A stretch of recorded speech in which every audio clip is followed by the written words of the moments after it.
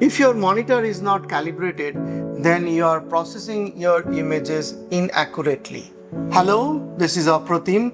I have been doing photography for last 40 years. The kind of work that I do, publication, fine art printing, it demands absolute color consistency between what I see on my computer and what finally appears in print.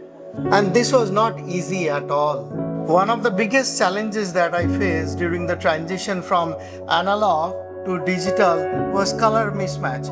So whatever the images that I was processing on my computer, the print was not matching. So that was the biggest frustration during the transition.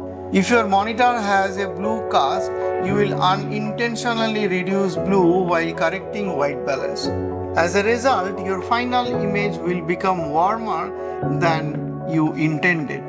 For more than 19 years, I have been calibrating my monitors with Spyder. So this was my go-to equipment for all the image processing.